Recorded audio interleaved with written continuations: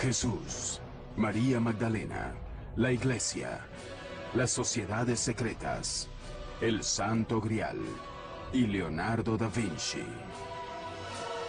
Juntos, son los principales elementos de El Código da Vinci, la novela récord en ventas de Dan Brown que desató una tormenta de controversias.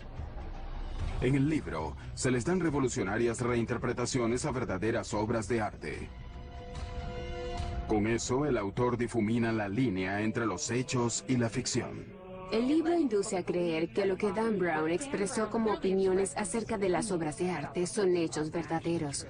Se enfoca en la mayoría de las obras creadas por Leonardo da Vinci, haciendo especial énfasis en la Última Cena. ¿Contiene realmente esta obra de arte lo que el libro dice que contiene? Sin duda, las obras de Leonardo da Vinci esconden claves.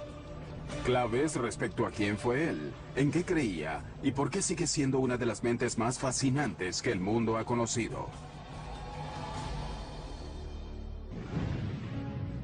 Leonardo nació como hijo de Toscana, en la villa de Vinci, en las afueras de Florencia. En la época del nacimiento de Leonardo, Florencia era el centro de Europa. En todos los aspectos, era el centro artístico y cultural. Pero las circunstancias del nacimiento de Leonardo en Vinci fueron complicadas. Nació ilegítimo como el amado hijo de Caterina, la hija de un pobre granjero, y Serpiero, un hombre mayor y respetado notario perteneciente a una respetada familia. Los padres biológicos de Leonardo nunca estuvieron casados, pero rápidamente contrajeron matrimonio con otros, presumiblemente dentro de sus propias clases sociales. Pronto Caterina tendría otros 5 hijos con su esposo. Leonardo se crió con su padre Serpiero y sus madrastras. Leonardo fue hijo único hasta los 25 años. Con sus 2 primeras esposas, su padre no pudo tener ningún heredero o un hijo que sobreviviera. De haber nacido como hijo legítimo, Leonardo hubiera heredado las tierras de su padre y su profesión. Pero al ser ilegítimo, no obtendría nada. Debido al hecho de que era un hijo ilegítimo, no podía convertirse en notario. En consecuencia, había que buscar otra actividad para el jovencito. Obviamente podía tenerse la certeza de que era muy talentoso. Sabía dibujar, construía cosas. Probablemente era ambidiestro. Así que al darse cuenta de que estaba interesado en las artes, su familia comenzó a apoyar esta actividad, ya que él en realidad no tenía otra alternativa. En su infancia, Leonardo desarrolló una fascinación por la naturaleza. Sentía curiosidad por el agua, las plantas, los árboles y los animales. Años más tarde, Leonardo le daría el crédito a la naturaleza de ser la maestra más sabia que una persona podría tener. Es más noble imitar cosas en la naturaleza, que de hecho son las verdaderas imágenes, que imitar en palabras, las palabras y hechos del hombre.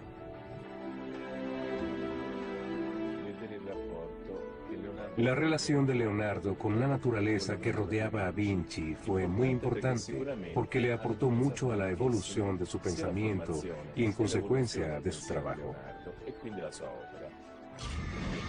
De adolescente, se mudó a Florencia con su padre y tuvo la oportunidad de hacer algo con su talento. Lo enviaron como aprendiz al taller del artista Andrea del Verrocchio. Su padre parece haber sido fundamental en el reconocimiento de su talento cuando era joven, al llevarlo al taller de Andrea del Verrocchio, donde tendría las mejores posibilidades de tener éxito. El taller de Verrocchio era prácticamente una universidad de las artes. El joven Leonardo aprendió a dibujar, a pintar, a forjar el bronce, a tallar muebles y a diseñar estandartes para los desfiles. Destrezas todas que necesitaba para convertirse en un artista profesional. Lo que es inexplicable es la chispa de su ingenio. ¿Cómo sucedió? No creo que lo sepamos. Las obras de arte que se producían en el taller de Verrocchio eran comisionadas por los ricos y poderosos de Roma, especialmente por la familia que gobernaba la ciudad, los Medici. De este modo, ellos siempre tuvieron un papel preponderante, ya fuera encargando las obras directamente, facilitando este ambiente de aprendizaje o comisionando las obras a través de sus amigos. Leonardo entró en contacto con excepcionales proyectos en el taller de Verrocchio. Una de las cosas más interesantes que hizo, o que ciertamente observó, fue el emplazamiento de la bola dorada en el tope de la Catedral de Florencia, que tenía un diámetro de casi 5 metros. Fue un gran reto tecnológico. La bola estaba hecha con 2 toneladas de cobre dorado. Verrocchio creó el mecanismo para elevarla hasta su morada final en el propio tope del domo. Este logro de la ingeniería causó un sólido impacto en el joven Leonardo. Por el resto de su vida buscaría los retos técnicos así como los artísticos. Y muchas de estas obras fueron hechas para la familia Medici. Así que esto fue muy importante para Leonardo, porque no solo lo entrenó, como presumimos, en una variedad de destrezas, sino que le dio las conexiones que probablemente lo llevaron hasta la familia Medici. Para la edad de 20 años, Leonardo completó su aprendizaje con Verrocchio y se registró en el gremio de pintores de la ciudad, un paso necesario para convertirse en artista profesional. Bajo el ala de Verrocchio, él completaría su primer trabajo notable. Le asignaron el trabajo de pintar un ángel en el cuadro de Verrocchio, El Bautismo de Cristo. Sin embargo, fue la contribución de Leonardo la que resaltó. Por primera vez en la historia de la pintura, Leonardo representó una figura volteada hacia el espectador. Esto fue una especie de revolución en la historia del arte. Porque hasta ese momento, cada figura, cada persona se representaba frontalmente, de una manera estática, arcaica y medieval. Esto introdujo el movimiento en las figuras. Llega Leonardo, pinta la cabeza del ángel en el bautismo de Cristo. Y Verrocchio dice, ¡ay Dios! Aquí hay alguien que pinta mejor que yo. Cuenta la leyenda que Verrocchio se sintió tan avergonzado por la superioridad de la pintura de Leonardo que nunca volvió a pintar. Hay algo de verdad. La esencia de la historia es cierta. Él superó a su maestro a muy corta edad. El otrora chiquillo campesino se estaba forjando un nombre como talentoso pintor.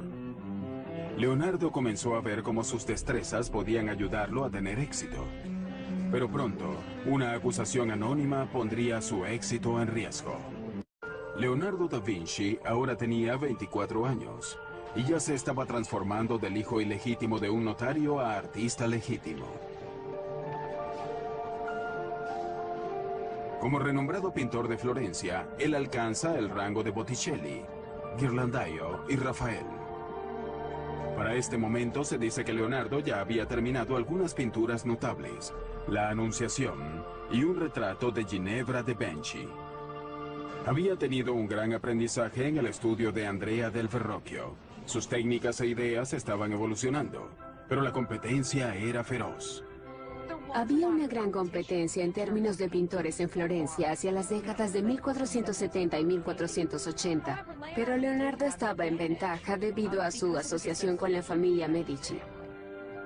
A lo largo de su vida, Leonardo desplegaría un talento para cultivar tales contactos, un rasgo que le fue de mucha utilidad. También comenzó a documentar su explosión de ideas en sus cuadernos. Leonardo apuntaba todas las ideas que tenía, todo lo que leía o escuchaba en las calles, a sus amigos. A veces es absolutamente difícil saber si una idea es suya o es una cita que está haciendo. Hoy, los legendarios cuadernos de Leonardo están ensamblados en lo que se conoce como códices. Para el final de su vida hay 20 volúmenes de ellos, cada uno con cientos de páginas. Los cuadernos son fragmentarios, son contradictorios, tienen todo tipo de material, a veces de temas bastante diferentes en la misma página, y son absolutamente la antítesis de las notas que uno, como buen estudiante, tomaría en una universidad. Simplemente él nos inclinaba a ser un pensador sistemático. Él tomó muchas notas sobre arquitectura, sobre ciencias, escribía acerca de ópticas y de perspectiva, escribía sobre botánica, sobre anatomía y sobre geología. Pero los temas eran tan diversos como ingeniería y armamentismo. elementos que eran prácticos para Leonardo en términos de las comisiones y posiciones que esperaba obtener. Algo sorprendente acerca de ellas. La extraña caligrafía de Leonardo. Casi todas las palabras están escritas al revés, de derecha a izquierda. ¿Es esta una manera en la que Leonardo encriptó sus notas, como concluye Dan Brown en su novela El Código da Vinci?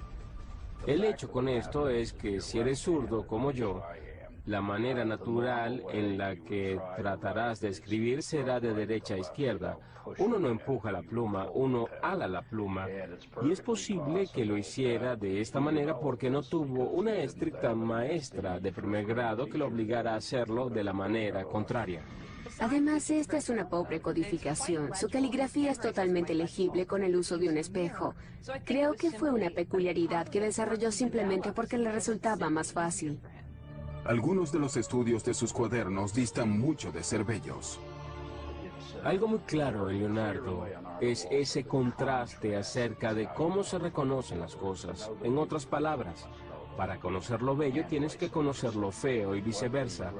De lo que probablemente se trata en las figuras grotescas es básicamente de observar la variedad de posibilidades en el mundo biológico. Si el pintor desea ver las bellezas que lo cautivarían, es el maestro de su producción.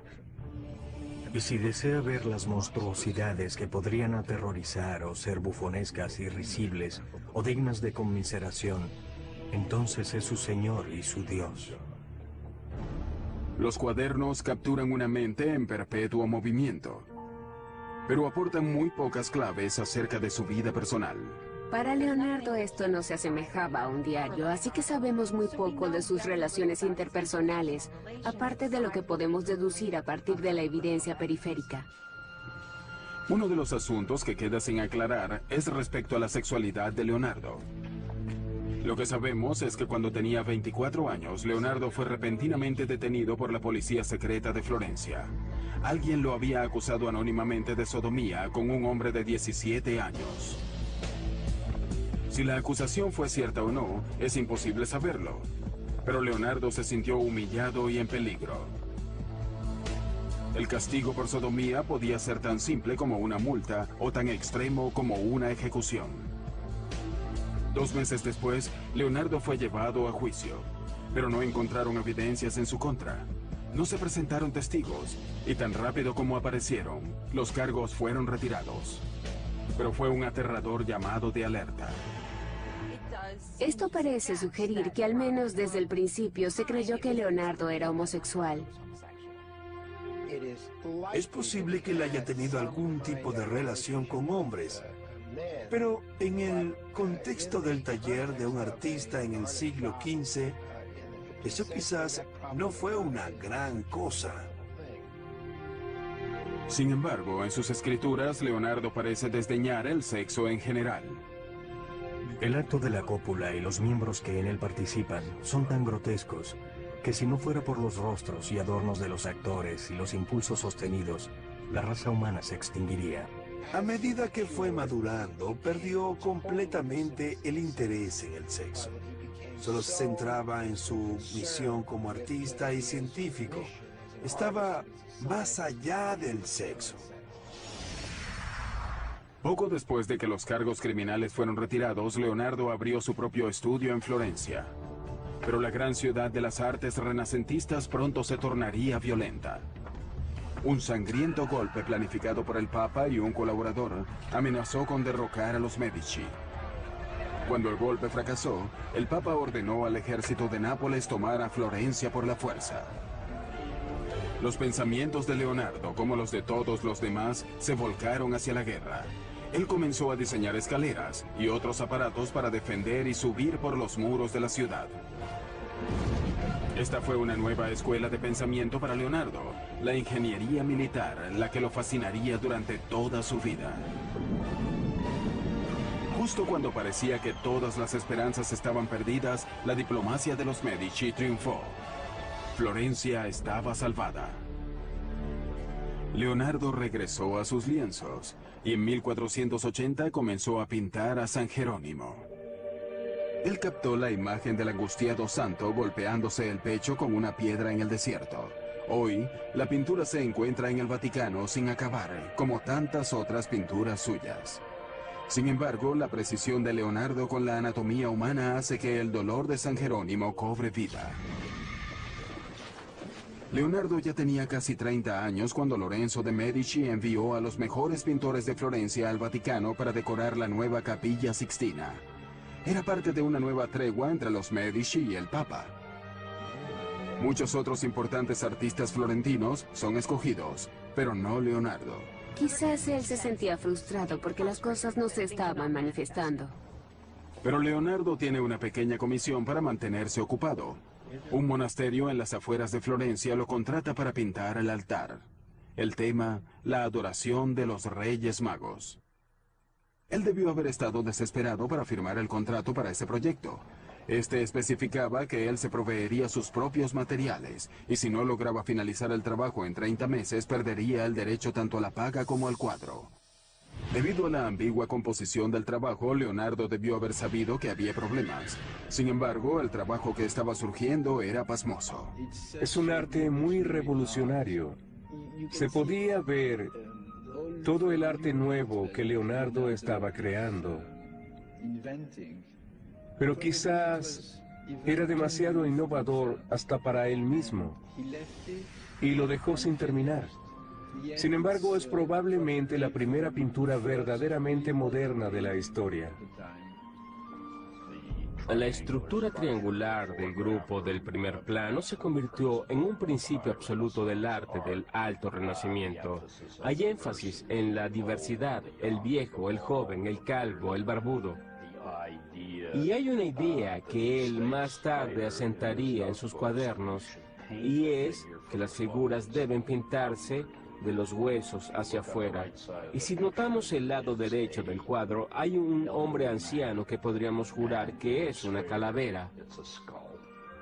En el borde del cuadro, hay un joven volteado que no está mirando a Jesús. Se cree que era un autorretrato del Leonardo de 29 años. Leonardo le dedica un tiempo extraordinario a la pintura. Sin embargo, nunca finaliza la adoración de los Reyes Magos. En el Código da Vinci, que es después de todo una obra de ficción, Dan Brown discute la adoración de los Reyes Magos, insinuando un descubrimiento moderno debajo de cientos de años de pintura. La realidad es un poco distinta. La verdad es que hace varios años el cuadro fue removido para hacerle un diagnóstico con la intención de restaurarlo. Y hasta donde sabemos no se hicieron cambios, ni se encontró nada subversivo debajo del cuadro, excepto para sugerir que quizás se realizó algún retoque posteriormente. Hoy, la adoración de los Reyes Magos se encuentra en la Galería Uffizi, en Florencia, expuesta al público, sin restaurar y dependiendo de a quién le crea usted, tal cual como Leonardo la dejó. Pareciera que el cuadro fue abandonado porque Leonardo se distrajo con algo fuera de los muros de Florencia. Algo que pondría a prueba sus habilidades, y no como pintor. Con la esperanza de dejar atrás sus dificultades en Florencia, Leonardo da Vinci decidió mudarse a Milán, Italia. Milán, la más septentrional de las ciudades-estados de Italia, era vulnerable a los invasores extranjeros.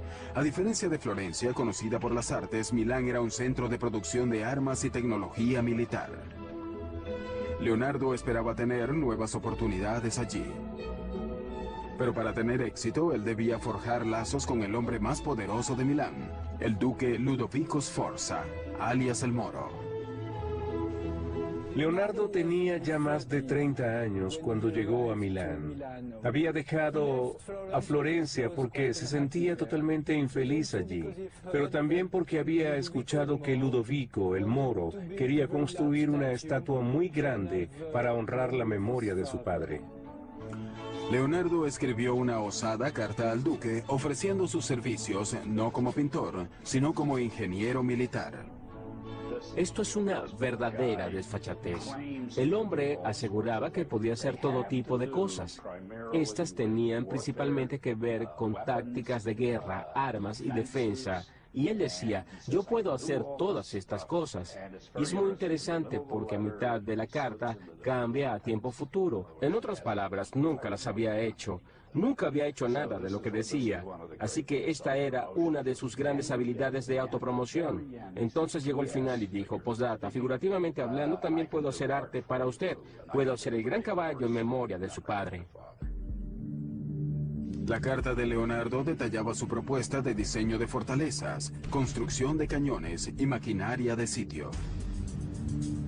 Uno de sus conceptos se adelantó cientos de años a su época. Inspirado por una caparazón de tortuga, Leonardo diseñó un tosco tanque. Su exterior estaría fabricado de placas de metal, curvadas para esquivar el fuego enemigo. Unos pequeños agujeros le permitirían a los hombres que estaban dentro de volver al ataque. La verdadera innovación sería la manera como se movilizaba. Una manivela movida por hombres o caballos impulsaría las 4 ruedas. Pero si el tanque se construía como estaba diseñado, las ruedas girarían en la dirección opuesta y el tanque no iría a ninguna parte. ¿Fue acaso un error de principiante de Leonardo? ¿O fue algo hecho de manera intencional para impedir que otros le robaran la idea? Es algo que nunca sabremos. Sus otros diseños militares mostraban crueles maquinarias asesinas para destrozar a las tropas enemigas. No eran realmente prácticas, sino que eran armas de terror. El duque se fijó en Leonardo. Sin embargo, su primera comisión oficial no tuvo nada que ver con la defensa. Ludovico Sforza quería que Leonardo pintara un retrato de su amante, Cecilia Gallerani. No era para eso para lo que Leonardo había ido a Milán, pero la proximidad con el poder siempre da buenos resultados. Y él encajaba bien en la corte de Milán. Leonardo funcionó bastante bien en una atmósfera cortesana. La pintura de Leonardo captó la luminosa belleza de la joven amante del duque. El armiño en sus brazos es una insinuación visual del apellido de Cecilia Gallerani, que suena como la palabra griega para armiño. Pero Leonardo frustraba a sus otros patrocinantes con su testarudez. Cuando lo contrataron para crear un altar en honor a la Inmaculada Concepción, usando colores e imágenes específicas, en vez de eso, él desató su imaginación. Nada como eso se había visto nunca en la pintura italiana. Tenemos un cuadro extraño con una configuración triangular. La Madonna con el niño y el niño bendiciendo a San Juan. Y ese extraño ángel semejante a una esfinge. En un ambiente de estalagmitas y estalactitas, húmedo y seco, lleno de claros oscuros. La Virgen de las Rocas es una imagen inquietante, totalmente distinta a la que se suponía que debía pintar, y Leonardo no la terminó, al menos no en ese momento. Le tomaría años, pero Leonardo finalmente logró hacerse de la confianza de Ludovico Sforza, quien lo nombró ingeniero de la corte.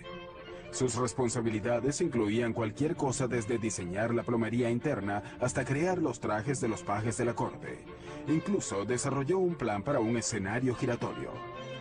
Leonardo estaba muy feliz en Milán. Ludovico el Moro lo dejaba hacer exactamente lo que quería. Estaba en una posición muy cómoda. El castillo del duque ya era una fortaleza formidable, pero Leonardo comenzó a diseñar planos para reforzarlo. La siempre presente amenaza de guerra exaltaba la imaginación de Leonardo. Él diseñó un puente colapsable para mantener a raya a sus enemigos, una ametralladora primitiva e incluso un lanzallamas. Finalmente, Ludovico Sforza le dio a Leonardo el premio que éste había estado esperando, la comisión para construir una enorme estatua ecuestre del padre del duque. Leonardo comenzó dibujando modelos reales.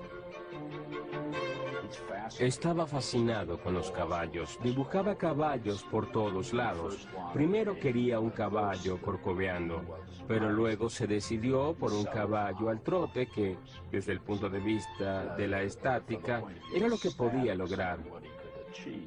Sforza deseaba que este fuera el más grande monumento ecuestre que el mundo hubiera observado. Basándose en los bosquejos, pareciera que Leonardo deseaba hacer el caballo sin el jinete de unos 6,5 metros o 7 metros de altura. Los retos técnicos eran asombrosos. Leonardo creó en arcilla incontables modelos a escala de la estatua para determinar cómo forjaría la versión final, la que requería de 60 toneladas de bronce. Para ese momento, Leonardo había establecido un nuevo taller en Milán y había contratado un asistente. Su nombre era Giacomo, pero Da Vinci prefería llamarlo Salai, que significa diablillo. Salai entró al taller a los 10 años, justo alrededor de 1490, y se quedó con Leonardo por el resto de su vida. Leonardo claramente tenía con él un lazo personal, no era solo una relación de trabajo, pero desconocemos cuál era exactamente la naturaleza de esa relación.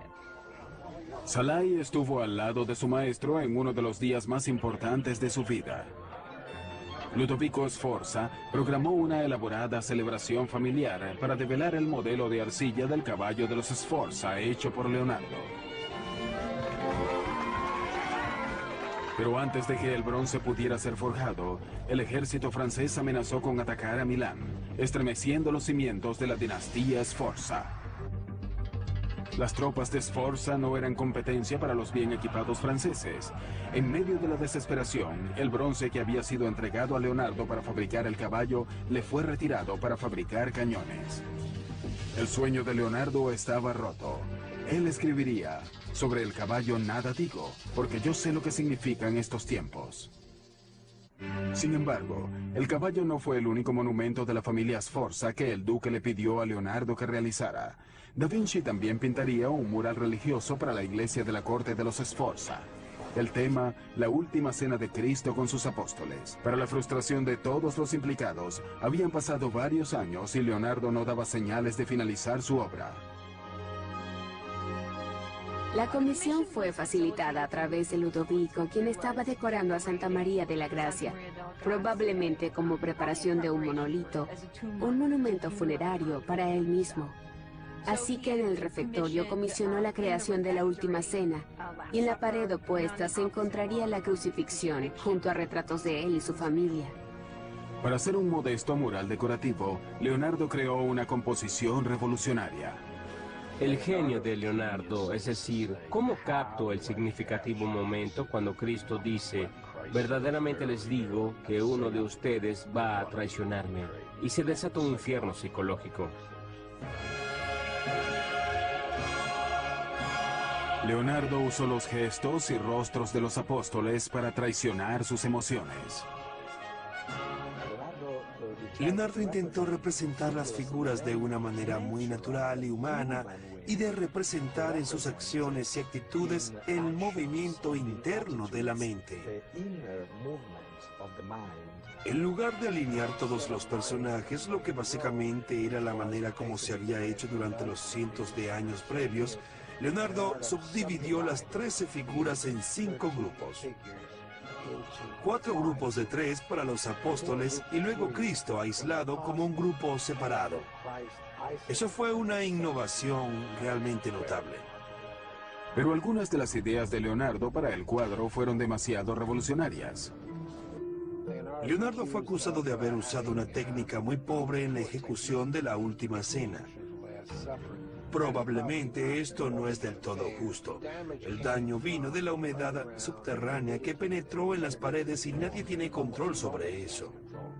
Como quiera que fuese, él estaba experimentando, y sabemos que 20 años después de que la obra fue hecha, cuando Leonardo todavía estaba vivo, ya a la obra la estaban llamando un fracaso.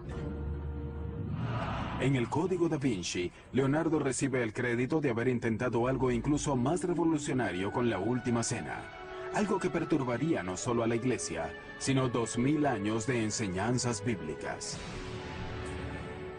Leonardo diseñó objetos que imitaban el vuelo de los pájaros, y puede que incluso haya colocado alas a sus asistentes para probarlos. Pero averiguar cómo impulsar el vuelo es el más grande obstáculo de Leonardo. Uno de sus más famosos diseños experimentales de aeronaves es la hélice aérea, también conocida como el helicóptero de Leonardo. Con más de 4,5 metros de ancho, era manejada por 4 hombres dando vuelta a una manivela para crear elevación. El peso en sí garantizaba que nunca funcionaría, pero puso a pensar a Leonardo. A continuación, él experimentaría con un ala articulada. Esto resultó en un diseño conocido como el ornitóptero de Leonardo, que agitaba sus alas para alzar vuelo. Él comenzó a pensar que tal vez podemos agitar nuestros brazos como si fuéramos a volar, pero se dio cuenta de que eso no era posible. Él estaba estudiando a los pájaros, pero más que nada empezó a estudiar a los murciélagos y finalmente da con la noción de deslizamiento. Así que él diseñó alas fijas y paracaídas con el fin de deslizarse en las corrientes de aire como las aves. Sin duda, esto hubiera funcionado. Desafortunadamente, el Dux de Venecia no estaba interesado en los inventos de Leonardo. Pero a principios del siglo XVI, los servicios de Leonardo como pintor de retratos tenían alta demanda entre la nobleza italiana. Sin embargo, estas comisiones poco le interesaban. Cuando una dama envió a un mensajero a averiguar por qué no había terminado su retrato, el mensajero le informó que Leonardo parecía harto del pincel. Uno pensaría que la gente que quería contratar a Leonardo, tanto los clientes como los patrocinantes, verían como algo desfavorable el hecho de que dejara tantos encargos sin finalizar, tantas obras de arte incompletas. Sin embargo, Leonardo siempre era increíblemente buscado por su trabajo. Leonardo finalmente regresó a Florencia, la ciudad de su juventud, para comenzar todo de nuevo. Pero pese a que Leonardo era muy famoso, alguien nuevo y más joven había capturado la imaginación de la ciudad. Miguel Ángel Buonarroti. Tenía solo 28 años, pero era increíblemente talentoso. Es maravilloso para la historia de Florencia que estos dos genios estuvieran en el mismo lugar y al mismo tiempo, pero existía rivalidad, al parecer, personal. Eran muy diferentes entre sí. Leonardo era un cortesano, guapo, y se manejaba bien en todas las situaciones. Miguel Ángel era un hombre solitario y muy amargado. Un día, sus diferencias estallaron en las calles de Florencia. Al ser casi 25 años mayor que Miguel Ángel, Leonardo pudo haber sentido que estaba por encima de cualquier rivalidad. Su resentimiento aumentó. Leonardo comenzó a buscar encargos fuera de Florencia. Y en 1502 se le presentó una posibilidad única con uno de los tiranos más sanguinarios de Italia. En los primeros años del siglo XVI, Leonardo trabajaba para César Borgia, quien era hijo ilegítimo del Papa Alejandro VI. Era un militar y estaba básicamente al mando de las tropas papales. Borgia era despiadado en su intento por consolidar el imperio de su padre, el que pensaba reclamar como propio algún día. Para Borgia, Leonardo sirvió como ingeniero militar, trazando mapas con una certeza digna de un águila. Esto fue una clave para el éxito en batalla. Leonardo hacía conexiones muy poderosas porque era inteligente en términos de manipular sus destrezas y colocarse donde necesitaba estar. Pero un día, Borgia ordenó la ejecución de un amigo de Leonardo. No pasaría mucho tiempo antes de que rompieran lazos. En el verano, Leonardo regresó a Florencia y una vez más tomó su pincel. Comenzó un retrato menor que se convertiría en la pintura más celebrada de la historia del arte. Es la espiritualidad inherente de la criatura humana lo que Leonardo logró plasmar en este cuadro que le confiere a la figura humana una especie de majestuosidad. Se ha dicho que la Mona Lisa tenía ictericia, que era una mujer embarazada, que era un travestido, pero lo cierto es que la Mona Lisa es un gran cuadro. Según recuentos de los primeros biógrafos, la Mona Lisa es un retrato de Lisa Gioconda, la esposa de un mercader. Pero eso está muy lejos de ser cierto. Para Leonardo, la Mona Lisa siempre fue un trabajo en progreso, un intento de perfección. Es un retrato que nunca fue entregado a quien quiera que lo haya encargado. Leonardo se quedó con él hasta el final de su vida. Hoy, el cuadro se encuentra en el Museo del Louvre, en París, protegido por un cristal antibalas como un tesoro nacional de valor incalculable. El retrato no estuvo siempre tan celosamente resguardado, pero el robo de la valiosa obra de Leonardo en 1911 cambiaría para siempre esa condición. Una mañana de verano, un ex empleado del Louvre removió a la Mona Lisa de la pared, pasando desapercibido, y salió por la puerta con ella bajo su abrigo. Su motivo, él sentía que el cuadro debía ser devuelto a Italia. Al final fue un acto de nacionalismo ante la idea de que la Mona Lisa debía exhibirse solo en una galería en Italia. A pesar de una desesperada búsqueda, la pintura permaneció perdida por más de 2 años. Luego, el ladrón ofreció devolvérsela a Italia por un precio. En 1913 lo arrestaron en Florencia. La Mona Lisa estaba cuidadosamente oculta en el fondo de su portafolios, completamente ilesa. Irónicamente, el robo y recuperación de la Mona Lisa hizo al cuadro más famoso que nunca. Poco después que Leonardo comenzara la Mona Lisa en Florencia, fue contratado para pintar un mural en el ayuntamiento de la ciudad. Hasta los momentos, era el mayor proyecto en el que Leonardo se había embarcado. Creo que fue una gran comisión para Leonardo, pero nuevamente una que debió ser intimidante, porque requería de un artista que se especializara en frescos y al final Leonardo no lo haría. El tema del mural era la victoria florentina sobre Milán en la batalla de Anghiari. Basándonos en los bocetos, conocemos la composición de Leonardo. Pero después de trabajar en el proyecto por 3 años, Leonardo dejó el mural sin acabar. Lo que sucedió en realidad no lo sabemos. Sabemos que la pintura no se adhirió a la pared, quizás estaba intentando algo experimental. O, la razón por la que no lo terminó puede haber tenido algo que ver con quién fue comisionado para pintar otro mural en la pared opuesta, el archirrival de Leonardo, Miguel Ángel. Florencia era demasiado pequeña para ambos. O era uno o era el otro. Ellos no podían trabajar al mismo tiempo en el mismo lugar. Leonardo consideró marcharse nuevamente de Florencia, pero no antes de comenzar un nuevo campo de estudio. Se ha sugerido que el Papa no estaba contento cuando Leonardo comenzó a hacer disecciones. Era algo ilegal y sin embargo sucedía. Ahora, con más de 50 años, el interés de Leonardo da Vinci en la perfección artística lo llevó a una sorprendente dirección científica: la disección de cadáveres humanos. La idea era que para representar el cuerpo humano tenías que entenderlo de los músculos hacia afuera para así poder cubrir los músculos de piel y la piel de ropa. Como nunca fue un hombre religioso, no le importaba cortar un cuerpo muerto para, de este modo, detallar sistemáticamente cada parte del cuerpo humano. Uno podría desanimarse ante la idea de pasar la noche en compañía de esos cadáveres desmembrados, desollados y horribles a la vista. La curiosidad finalmente lo llevó al lecho de muerte de un hombre centenario.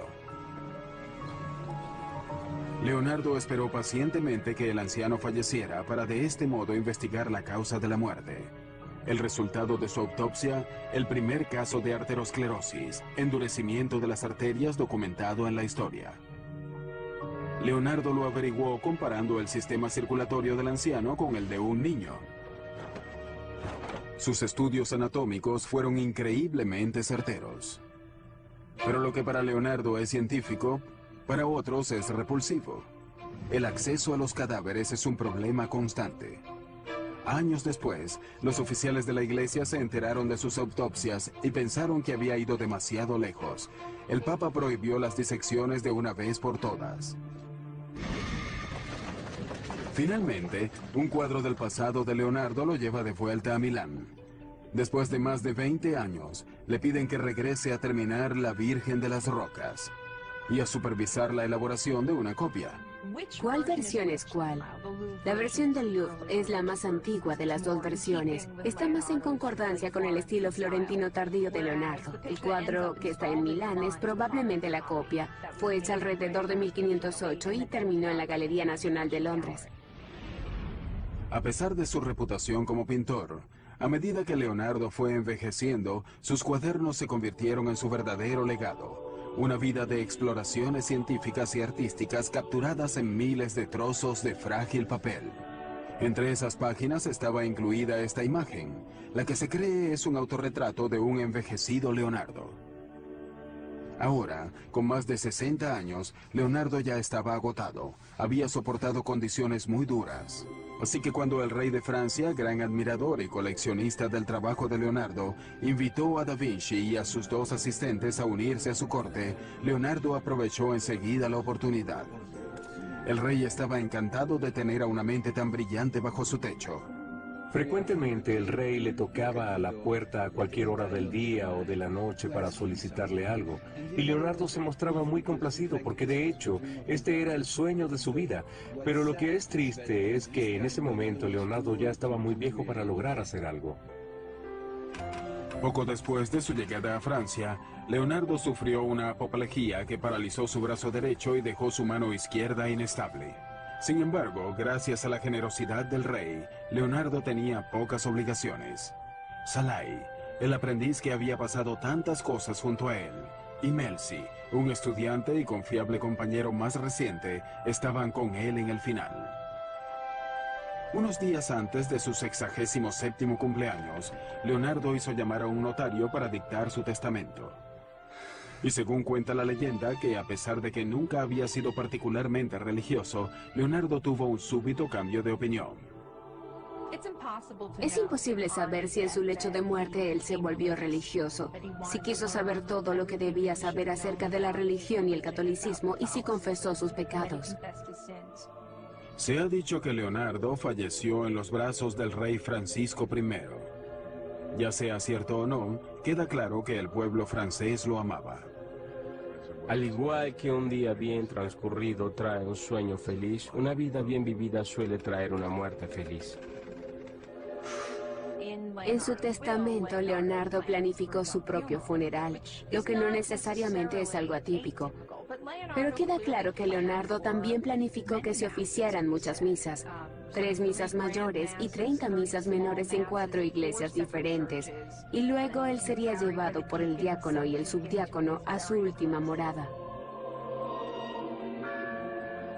Después de la muerte de Leonardo, los cuadros y cuadernos que siempre, incluyendo la Mona Lisa, tenía con él, fueron legados a sus asistentes. Con el correr de los siglos, han encontrado su lugar en colecciones en todo el mundo.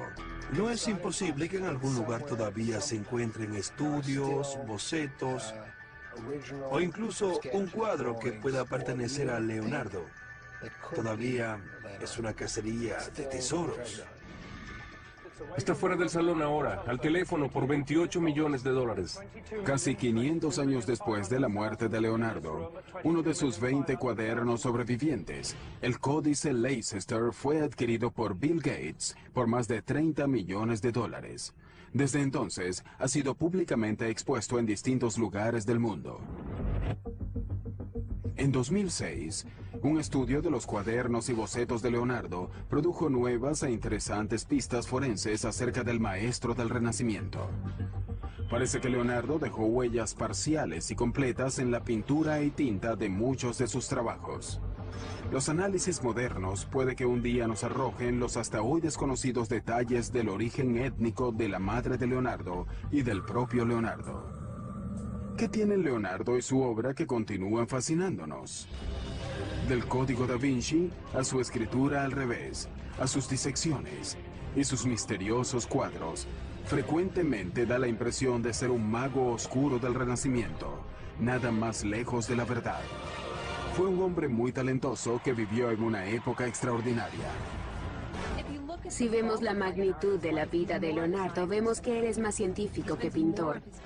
Pasó más de su tiempo interesado en estudiar la anatomía, la botánica y la óptica, de lo que en realidad dedicó en términos de horas al arte de la pintura. Él fue tan notable que los hizo todos e hizo las cosas muy pero muy bien. Leonardo fue un hombre de su propio tiempo. Un hombre cuyo genio y empeño lo catapultaron de la oscuridad a las cortes de los reyes. Un hombre cuyo intelecto no sería aplastado por la adversidad. Un hombre de todos los tiempos que fascina nuestra imaginación incluso hoy. Leonardo da Vinci.